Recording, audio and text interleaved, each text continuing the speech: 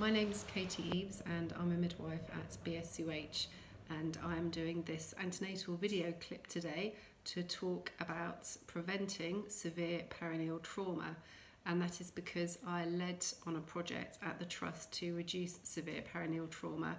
So severe perineal trauma, you may also hear it called OASI or obstetric anal sphincter injury. So this is just another term that is used when we talk about severe perineal trauma.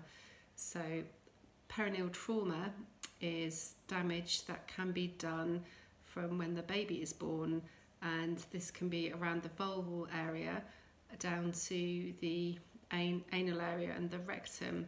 So when it's a severe perineal trauma, this will involve the anal and the rectal area, which can lead to health implications for the short and potentially sometimes the longer term as well.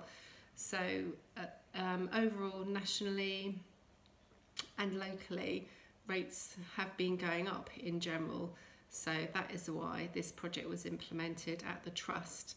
And I'm really glad to say that since the project has been running, the numbers have been reduced a lot, which is great news. So I'm going to talk a little bit about this project, but I'd also like to say as well that there are lots of other projects that you may hear about or you may read about, including a project that's been quite widespread throughout the UK, which is called the OASI project. So this is slightly different to the projects we implemented at BSUH, but there definitely is some overlap as well. But I think the main thing to note is that the project that's been implemented at this Trust, the Orb Project, has seen very good results, and we've definitely seen a really good reduction in the number of people that have babies in our services getting severe perineal trauma. And we really want you to have the best experience possible when you have your baby, and to have the least long-term and short-term health complications from having your baby. So anyway, I'm going to talk a little bit about the Orb projects. So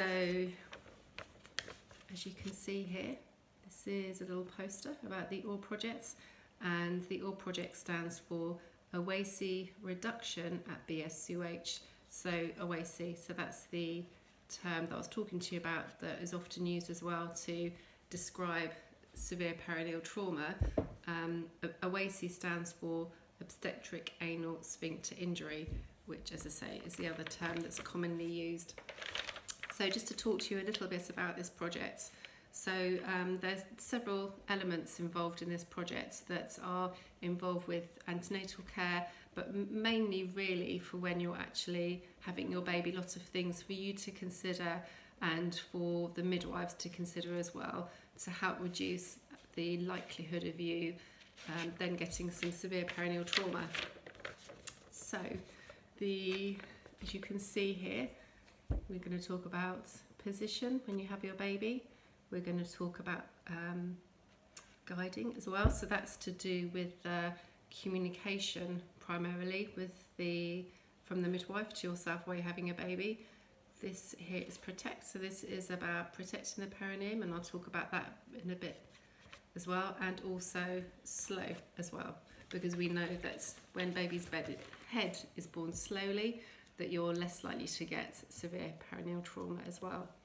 So firstly, if I talk about position, so there's a lot of evidence out there that shows that if you are in a more upright position when you give birth, that you're less likely to get severe perineal trauma. So positions like being on your hands and knees are really good, as well as also being on your side, which it might be a position that you prefer to do.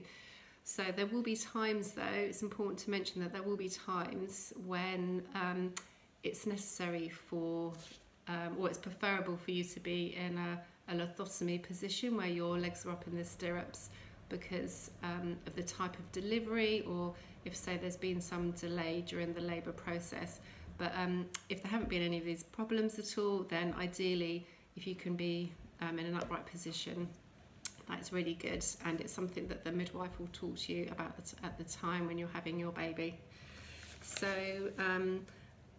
going to talk to you as well a bit about guide. So guide is the communication from the midwife. So the midwife will be talking to you at that time when the baby's head is actually being born, to guide you to slowly push the baby's head out, because your inclination may be to push baby's head out very quickly, because you may get this burning sensation as everything's being stretched. They may do this in several ways. They may get you to do a blowing on the candle technique, so lots of blowing, or just they'll talk you through to do lots of little pushes as well.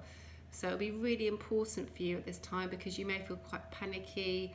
There might be a lot of excitement in the room, as well as baby's head is being seen for the first time. But if you try really hard to focus on what the midwife's saying, and she'll be using all her amazing midwifery skills to engage you as much as possible at that moment, so that the baby's head is born slowly.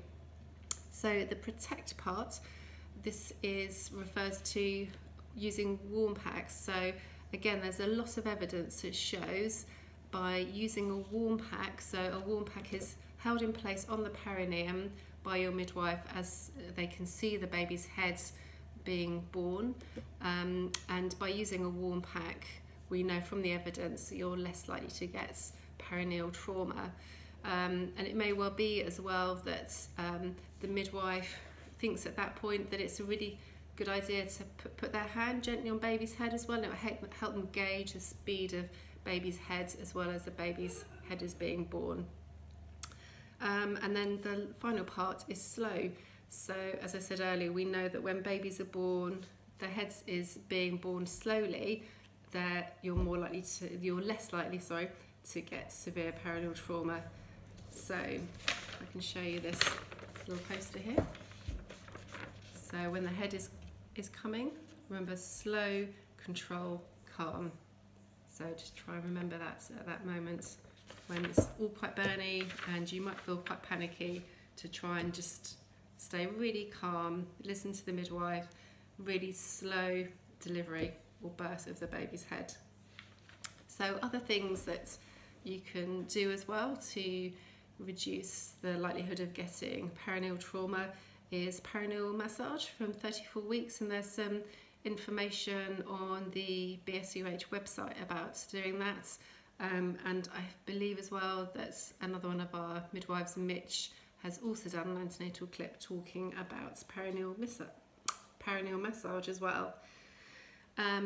Occasionally it may be advisable to have an episiotomy because there's difficulties with how the baby's being born, or because baby needs to be born more quickly. But this is something that the health professionals and the midwife will talk to you about at the time, because they would need your consent to do it. They would use a local anaesthetic, so it's all numb as well.